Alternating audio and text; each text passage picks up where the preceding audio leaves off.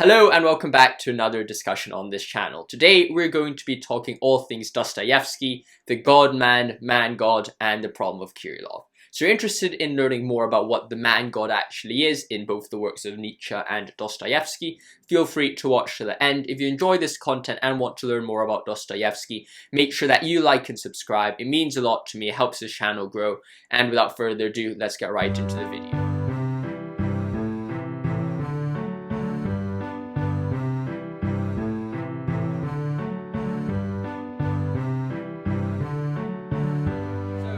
Let us start off with discussing why I'm talking about the man-God and the God-man, and why I think that this is the best way to start off my discussion on the problem of Kirillov.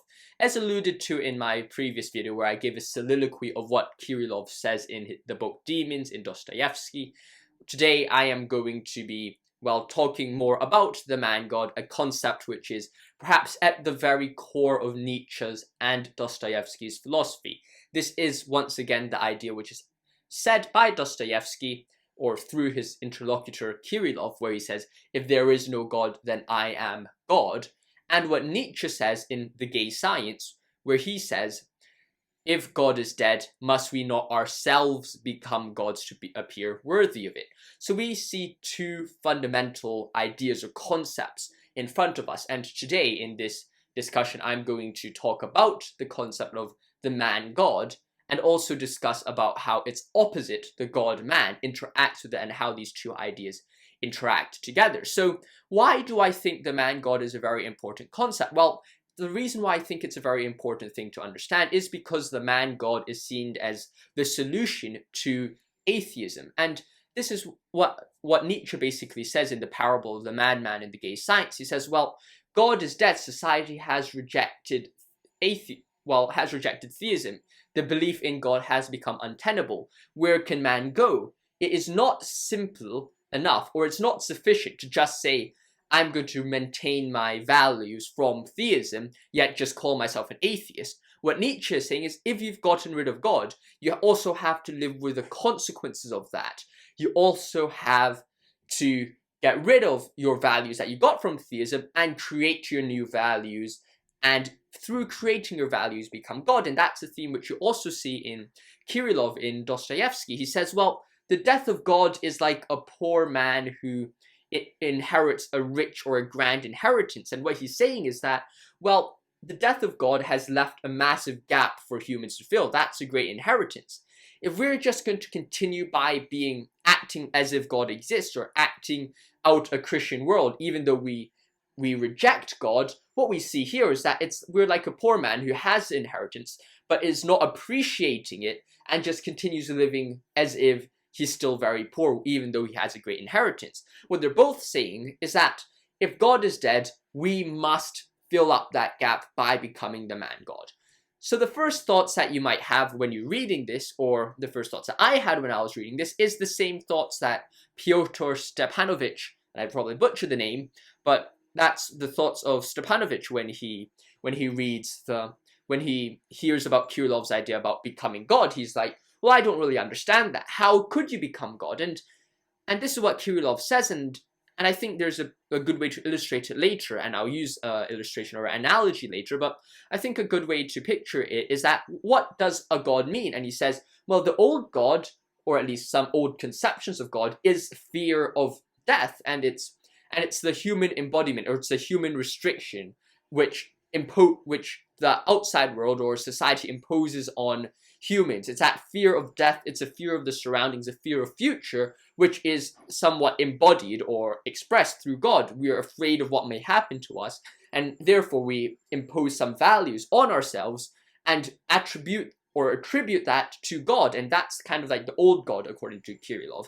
And he says, well, that is the old God. Well, then what is the new God? The new God, if the old God is based on values and based on morals and meanings, the new God must also be based on morals, meanings, and purpose. And that new God has to be summarized by an attribute, and that attribute, according to Kirillov, is self-will. He says, well, the new attribute, or my new attribute of godhood, is self-will, in the sense that, well, the old God was is like a powerful, or it provides values, and that's best presented by Jesus when he says, well, I am the way, the truth, and the life. The way implies meaning, the truth implies, well, we're moving towards a certain goal, which is the truth, and the life, there is purpose, there's reason to live. Jesus provides all these three things, and what Dostoevsky is saying is that the new God must also provide these three things, and Nietzsche perhaps presents this in a more deeper, or at least in a more explicit way, while Dostoevsky just calls it self-will and has a more abstract thought or abstract representation of it. We see Nietzsche developing it throughout his later works, from Beyond Good and Evil to The Will to Power to the Genealogy of Morals. We see that Nietzsche is saying, well, our act, or how we are, or how we ought to become God, is via the act of self-will. And what does the act of self-will mean? Well, the act of self-will can essentially be summarized via self-creation, the creation of values, the creation of morals, the creation of purpose, and in some sense, even the creation of truth.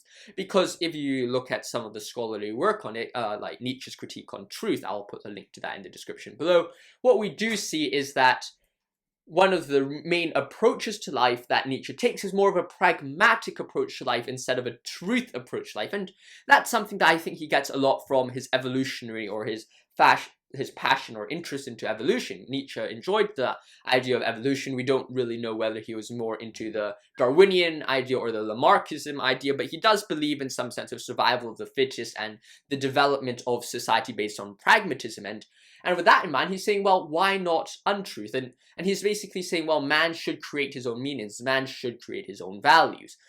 And by creating their own values, they become God. And it's very easy to think about that and say, well, how could you possibly become omnipotent, omniscient by creating your own values? And that's not, I don't think, what Nietzsche or Dostoevsky are talking about. Their idea of the man-God isn't based on power, but based on their attributes. And what I mean by that is, and I think that's why I say that analogy is the best way to express it, because I can't think of the best words, or just not coming to my mind. I've thought about it for the past week or so, but I couldn't think of the best ways to write it out apart from analogy. And I think, well, think about Zeus, these gods, and lowercase g gods, and the Superman. You may have, I don't know, some really powerful extraterrestrial life. Perhaps you have some really powerful alien who could throw lightning bolts at the same level as Zeus.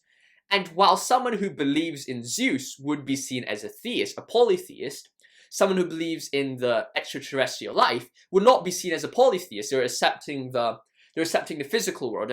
And this turns to, I think, the discussion between the abstract, the physical world, the objective world, and the narrative world. It's the idea that while Zeus, and I'll just call it Superman for the sake of discussion, while Zeus and Superman share the similar objective world in the sense that they have the same power, they have the same attributes, Zeus is a god, whereas the Superman is not a god because of the narrative world. Zeus implies or brings along a baggage of morals, of duties, and obligations, whereas Superman does not bring along those obligations or ideas as well. And that's what I think separates why we call people who believe in aliens just... You can have an atheist who believes in aliens, but you can't have an atheist which believes in Zeus. I think that's the separation. One believes in the narrative mixed with the objective as well when it comes to that personhood of Zeus, whereas the other one, he believes in the objective, but he doesn't believe in the baggage relating it. And I think there's a separation there, and I think that separation is the narrative world which makes something God instead of some personal physical properties. And I think that's what Nietzsche and Dostoevsky are both trying to present in their works. So what can we conclude about this? Well, I think what we can see is that in order for man to become God, it's not like man has to intrinsically become this omnipotent, omniscient being.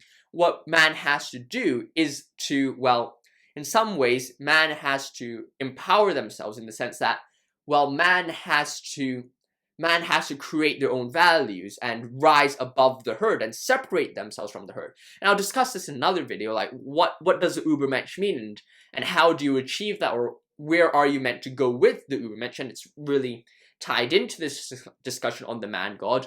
But I think, well, we see that it is at the bare minimum, and I wouldn't go into too much discussion here because I think it's just a really big topic, but I think at the bare minimum, we see that this idea of the man-God is that you have to separate yourself from society, and like Zarathustra, and Thus Spoke Zarathustra, erect yourself on a mountain and really rise up above the masses. And that's the idea of the man-God. Instead of accepting values, you create values, and it's that creation of values which I think is very integral and very important for the man-God to develop and to strive. So I think that's the idea about the man-God and what the man-God is. And what Dostoyevsky says is that, well, this creation of values, yes, you can do that, but it leads to destruction. And by creating your own values, you somehow would destroy yourself. And I think that's very true as well. Man is not made to create their own values to the sense of the freedom that a man-God would have, in the sense that, well, with boundless freedom becomes boundless tyranny, and that's essentially the discussion that in Demons as well. And you see I'm quoting Demons a lot, is because Demons is a very profound and insightful book here, and if you want to understand more about this concept, I'll recommend you to read Demons and Beyond Good and Evil, 2 books which I'll put in the links below, because it talks a lot about the man-God and the God-man idea. And it's essentially, you see that when man is given total freedom, he destroys himself, in the sense that he gives himself so much power and imposes that power on others that it just leads to self-destruction. And Dostoevsky gives those examples. He gives Raskolnikov, who kills someone because there is no morals, and then is crushed by his conscience.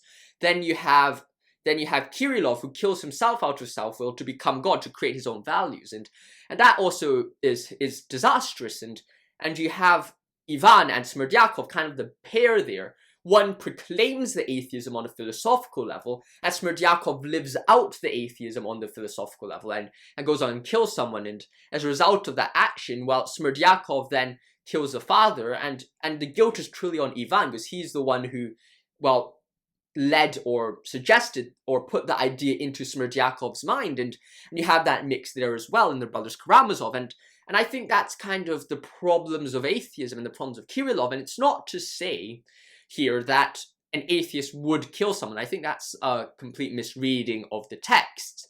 What I am saying, however, is that these things, these problems, are not wrong on atheism, because they have indeed followed the atheism and created their own morals, and there is nothing wrong about that. So with that in mind, I think we can realize that the man-God, while possible, it ultimately leads to self-destruction.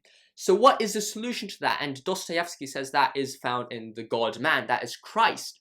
In The Idiot, he says, well, beauty will save the world, and it's a very abstract phrase. Well, what is that beauty? What is that perfection? And there's a lot of interpretation and a lot of ideas surrounding it, but I think one of the ways to read it is, well, Christ would save the world. And to Dostoevsky, you do see that he views Christ as something which is very beautiful.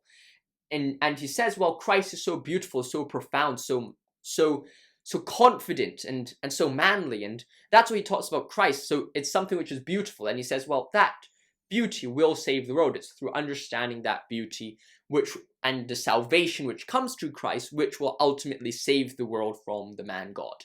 So I hope you understand this video, this discussion. Make sure that you like and subscribe if you enjoyed this discussion. Like always, I hope you're having a great week. I'm sorry I didn't upload this earlier on Saturday, where I normally upload my Dostoevsky videos. I've been really busy this week, and it's been quite tough, so I just haven't been able to upload this video until now. So have a great one. Like always, stay safe. God bless. I'll see you in the next one. God bless. Goodbye.